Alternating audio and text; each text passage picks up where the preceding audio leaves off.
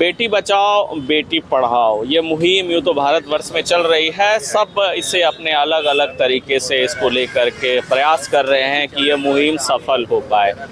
लेकिन अब जो हम आपको जिनसे बातचीत कराने जाएंगे उन्होंने इस मुहिम को कुछ अलग तरीके से प्रस्तुत करने का प्रयास किया है। मल्लिका अर्जुन जी हैं जमशेदपुर से, और देखिए अभी थोड़ी देर पहले ही वो अपनी धर्मपत्नी के साथ लौट कर आए हैं बाइक से वो गए थे गोवा, यानी कि गोवा तक वो पहुंचे थे और इस संदेश को करीब करीब 5 से 6 राज्यों में इन्होंने भ्रमण किया इसी गाड़ी से। और भ्रमण करने के बाद जमशेदपुर पहुंचे। तो मल्लिका अर्जुन जी, सबसे पहले तो बहुत बहुत बधाई, ये ट्रिप आपने पूरा किया।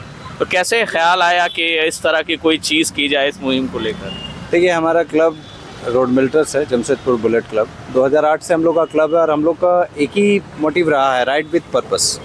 किसी भी जगह अगर हम लोग जाते हैं तो एक पर्पस लेके जाते हैं। तो बेटी बचाओ बेटी पढ़ाओ जो पर्पस था, इसको आगे हम लोग मुहिम को लेके गए। तो हम लोग का एक राइड होता है गोवा में जो रॉयल एनफील्ड की तरफ से ऑर्गेनाइज होता है। तो ऑल ओवर वर्ल्ड से लोग वहाँ पे जुड़ते हैं। तो हमारे क्लब से हर साल लोग जाते हैं वहाँ पे। इस बार हम और वाइफ फिर से दोबारा गए। लास्ट हम लोग 2019 गए थे और फिर इस बार हम लोग गए। तो पहला स्टॉपेज हम लोग लिए आपका छत्तीसगढ़, झारखंड से निकले, उड़ीसा होते हुए छत्तीसगढ़ गए। छत्तीसगढ़ में जो भी हमारे राइडर्स बंधु हैं उन लोग से मिले, फैमिली से मिले, लोकल लोगों से मिले। उसमें हम लोग का एक डिस्कशन होता है मॉरल इस टाइप का कि भाई कैसे किसी चीज़ को आगे बढ़ाया जाए, इस सब का वहाँ डिस्कशन हुआ। फिर वहाँ से हम लोग नांदेड़ चले गए। तो नांदेड़ के बाद फिर हम लोग गोवा पहुँचे। तो 3 दिनों का यात्रा हम लोग का था गोवा पहुँचने का, ये वहाँ पर। तो जिस तरह से वहाँ पे आप लोग पहुँचे, कैसा रिस्पांस मिला? कहाँ से लोग पहुँचे थे? लोग वहाँ के लोकल ही रहते थे कि एक्चुअली क्या होता है कि जैसे हम लोग का जमशेदपुर में बाइकिंग क्लब है, तो वहाँ भी बहुत सारे बाइकिंग क्लब हैं। वो लोग में कुछ लोग आते हैं, फिर वो लोग छोटा एक स्मॉल राइड करते हैं, मिलते हैं लोगों से, फिर हम लोग कहीं जाते हैं तो उसके साथ हम लोग बात करते हैं। चलिए, इनकी धर्मपत्नी भी मौजूद है, उनसे समझते हैं। मैम, और इनके साथ निकली तो हर पत्नी सोचती है कि प्लेन से जाए, गोवा जाना है तो प्लेन से जाएंगे, ट्रेन से जाएंगे, तो बाइक से मतलब हम लोग को वो नहीं है प्लेन ट्रेन में जाने का। हम लोग निकलते तो बाइक से ही निकलते। और बेसिकली मैं एक टीचर हूँ शेन इंटरनेशनल की, और मैं कोऑर्डिनेटर हूँ। तो मैं वहाँ तो बच्चे पढ़ते ही है, लड़की। और यही है कि हम लोग चलते हैं कि हमेशा जब भी राइड पे निकलते, जब भी हस्बैंड और वाइफ हम लोग निकलते, यही पर्पस रहता है हम लोग का। और हमेशा बाइक में ही निकलते क्योंकि वो हम लोग का पैशन है, टूर करना तो बाइक में ही करना। कैसा रहा पूरा सफ़र जो आपका 11 दिन का? बहुत ऑसम था, बहुत ऑसम था। और नेक्स्ट ईयर हम लोग एक और प्लान करेंगे इंटरनेशनल राइड करने के लिए। अच्छा, जब इस तरह के सफ़र के लिए निकलती हैं तो साथ में आप एक महिला हैं, तो क्या क्या चैलेंजेस, कुछ क्योंकि बहुत सारी चीज़ें होती है, तो कुछ उस सामना हुआ उस तरह की चीज़ों का? ऐसा तो कुछ हुआ नहीं, बट मैं यही बोलूँगी कि लेडीज़ अगर जा रहे हो तो अपना सेफ्टी, अपना बेल्ट पहन के जाए कमर में, ताकि वो कोई दिक्कत ना हो इसमें। क्योंकि एक पिलियन को हमेशा एक दिक्कत होता है बैठने में। बट मुझे ऐसा कुछ नहीं हुआ, मैंने सब कुछ सेफ्टी चीज़ लेके गई थी और एक हेलमेट उनमें सब अपने साथ था। दंपत्ति का जो जीवन होता है, आधे आधे की जिम्मेदारी दोनों की रहती है। तो पूरा गाड़ी इनको चलाने दिए कि आप भी ड्राइव किए? मेरा मना है ड्राइव करना, क्योंकि मेरा एक्सीडेंट हुआ था कुछ साल पहले, तो डॉक्टर मना किया था। तो इस वजह से मैं नहीं छूती, चलाते हुए ही है। हम साथ में रहते, जगाते रहते, गाना गाते रहते ताकि सोए नहीं।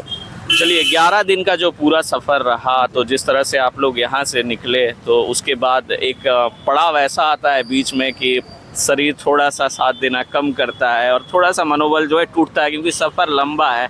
तो ऐसी स्थिति में बीच बीच में क्या करते थे आप लोग पति? देखिए, 2 बार ऐसा लगा। पहला क्या होता है कि फर्स्ट डे जब आप राइड करते हैं थोड़ा एक्साइटमेंट में रहते हैं, और उस दिन आप रेस्ट मोड में रहते हैं, जहाँ आप सोए, थकान रहती है, सुबह निकलने में आपको थोड़ा मुश्किल होता है। बट जहाँ सेकेंड डे हुआ आप बूस्ट कर जाते हैं, एक चार्ज अप हो जाता है, फिर सेकेंड थर्ड डे चार्ज हो जाते हैं। मुश्किल तब आता है जैसे हम लोग कर्नाटका से, मतलब बेंगलोर कर्नाटका से जैसे हम लोग आंध्र प्रदेश घुसे, तो विजयवाड़ा के बाद हेवी रेन मिला।